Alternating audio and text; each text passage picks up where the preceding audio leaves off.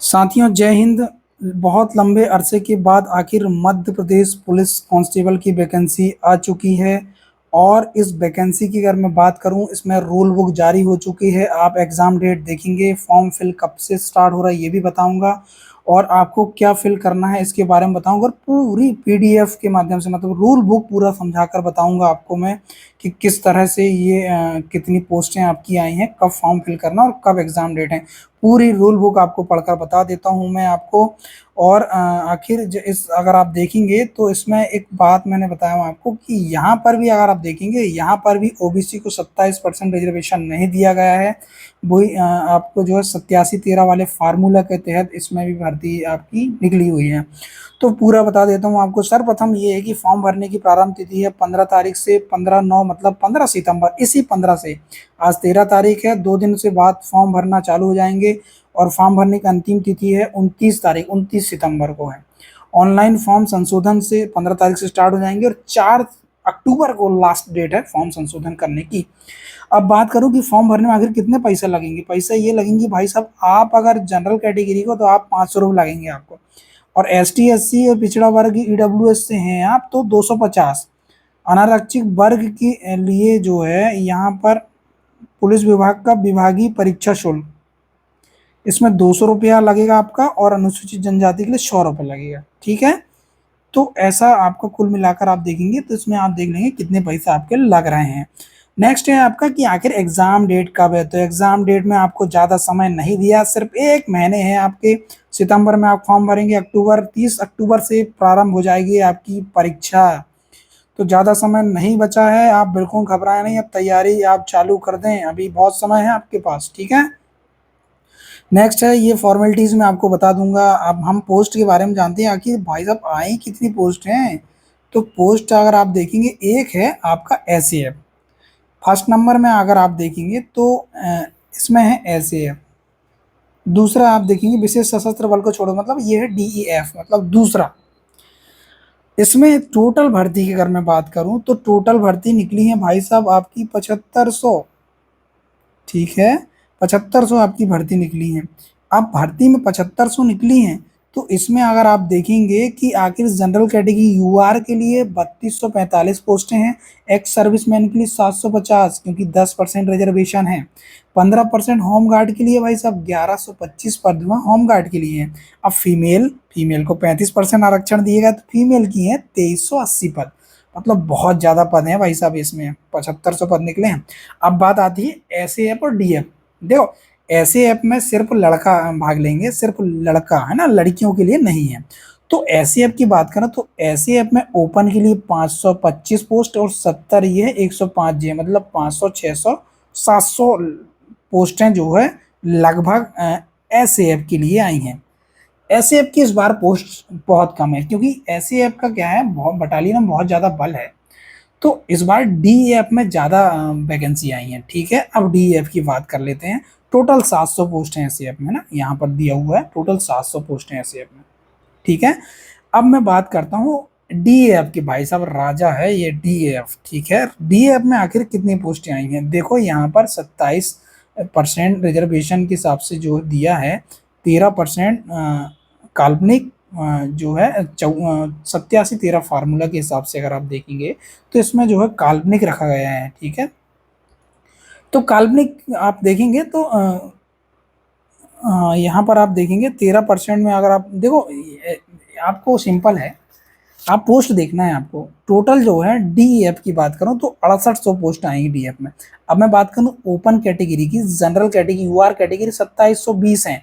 Ex serviceman की 10% के लिए 680 हैं, और होम गार्ड के लिए 1020 हैं, और फीमेल जो कि आपका 35% इसमें रिजर्वेशन है। देखो ये डीएफ इसलिए यहाँ पर 2380 पोस्ट महिला, तो महिलाएं की 2380 की 2380 रहेंगे। ठीक है, अब बात आती है कि आरक्षक जीडी। यहाँ पर अगर आप देखेंगे ये फॉर्मेलिटीज़ हैं जो पूरी करना है आपको। मैं आपको फॉर्म भरना सिखा दूंगा किस तरह से आपको फॉर्म भरना है, तो आप परेशान बिल्कुल ना हो। ठीक है, तो ये पोस्ट आपने देख चुके हैं, और आप अगर एनसीसी के हैं तो आपको सी सर्टिफिकेट की ज़रूरत पड़ेगी। तो आप वेतनमान की बात करें तो मैंने देखो ध्यान रखें, मैंने वेतन का भी वीडियो बना दिया हूँ, आप वेतन देख लें आखिर कितनी आपकी वेतन बनेगी और क्या आपको कौन सा जिला फिल करना चाहिए, क्योंकि कहीं ना कहीं आप अगर देखें तो आरक्षक, जीडी, ये विशेष सशस्त्र बल और डीईएफ अलग अलग पोस्टें हैं। आप तो इस बार आप जो भर रहे हैं फॉर्म, तो बहुत सावधानी पूर्वक भरना है आपको, है ना। और इसमें आप देखेंगे मान्यता पर विद्यालय से आपको 10th पास अनिवार्य है, ठीक है। उसमें दिया है आपको 29/9 जो आपकी लास्ट डेट है, उससे पहले आपकी 18 वर्ष आयु हो जाना चाहिए, ठीक है। इसमें स्पष्ट लिखा। अब आइए भाई साहब कि एज लिमिट की आखिर कितनी एज है। तो अगर आप देखेंगे अनारक्षित वर्ग के लिए, अनरिजर्व कैटेगरी के लिए 33 वर्ष है। और अगर आप ईडब्ल्यू एस, देखो ईडब्ल्यू एस जनरल कैटेगरी के लोग होते हैं, इसमें 33 वर्ष की आयु है। और महिला पुरुष दोनों अधिवास जो भी होंगे 33 वर्ष के लिए हैं।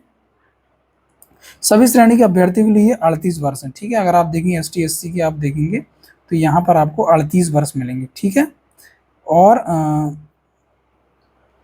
अगर आप नीचे आप देखें देखो एस टी एस सी के लिए और अन्य पिछड़ा वर्ग मतलब ओबीसी के लिए 38 वर्ष है, ये ध्यान रखें आप, आपको समझ में नहीं आएगा तो 38 वर्ष है ना, आप परेशान बिल्कुल ना होना। और बाकी ये दिया है, इसमें आपको समझने की ज़रूरत नहीं है, क्योंकि आप जो है ये सब विक्रम अवार्ड वगैरह ये अंतर्जातीय विवाह नहीं हुआ, ना ही आप कोई संस्थान में पदस्थ हैं, तो अगर आपको उसमें अलग से लाभ मिलेगा, ठीक है। तो यहाँ पर आप देख लें, ठीक है। और अब 15 तारीख से फॉर्म फिल होना चालू हो गए। अब बात आती है कि भाई सर एग्ज़ाम कैसा आएगा। एग्ज़ाम वही पुराना पैटर्न के अकॉर्डिंग आपने देखे होंगे कि 100 नंबर का पेपर आएगा। 100 नंबर के पेपर में आप आएगा, 40 नंबर की आएगी क्या आपकी सामान्य ज्ञान एवं तार्किक ज्ञान, ठीक है।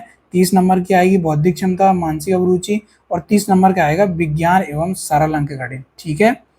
7 गुना लोगों को जो है लिया जाएगा, कट ऑफ के 7 गुना लोगों को शारीरिक दक्षता मतलब 7 गुना लोगों को लिया जाएगा, इसमें स्पष्ट लिखा हुआ है, ठीक है। और आगे देखें, आरक्षक जीडी के पद हेतु शारीरिक परीक्षण होगा, ठीक है, जिसके अंक अंतिम प्रवृत्ति सूची के लिए प्रथम चरण अंकों के साथ जोड़े जाएंगे। ध्यान रखें दोनों को जोड़कर ही आपका फाइनल रिजल्ट बनेगा, ठीक है। शारीरिक दक्षता पुलिस करवाएगी, वो तो आपको पता है, ठीक है।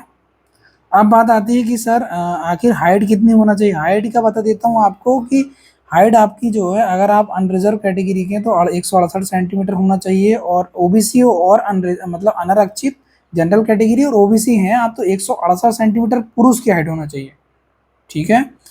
और अगर मैं बात करूँ इसमें महिलाओं की, तो महिलाएं क्या आपने देखिए नीचे अगर आप देखेंगे तो इसमें जो है अगर आप देखेंगे 168 सेंटीमीटर, सीना की बात करूँ सीना 79 और 84 मतलब आपको जो है 5 सेंटीमीटर फुलाना है।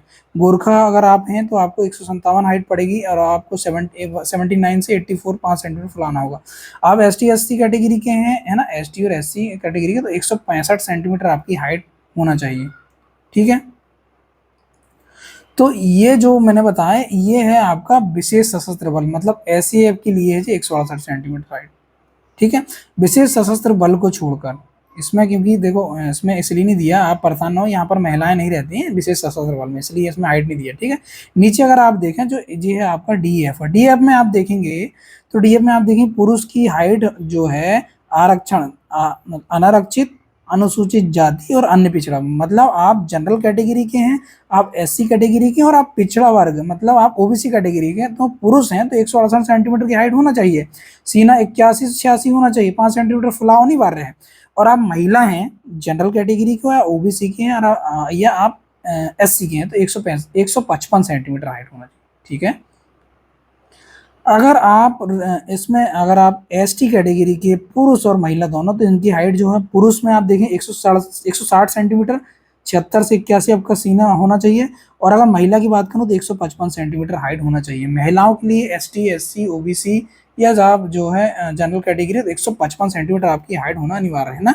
इसमें एसटी की जो महिला उनको छूट नहीं दी है, 155 ही होना अनिवार्य है। और सीना के लिए 5 सेंटीमीटर अनिवार्य फुलाना। तो और ध्यान रहे शारीरिक मापदंड में कोई छूट प्रदान नहीं की जाएगी, ये आपको स्पष्ट बता दिया जा रहा है। आई टेस्ट की अगर बात करें 6/9 है 6/12 है ना, एक आंख 6/9 एक आंख 6/12, ठीक है। और आप देख लें बाकी रिजर्वेशन के संबंध में अलग से आपको वीडियो बता दूंगा। बाकी ये सब प्रोसेस है और मैं आपको और अंतिम चयन चरित्र सत्यापन से लेके क्या क्या डॉक्यूमेंट लगे ये अलग से बता दूंगा। ठीक है दोस्तों, जय हिंद जय भारत।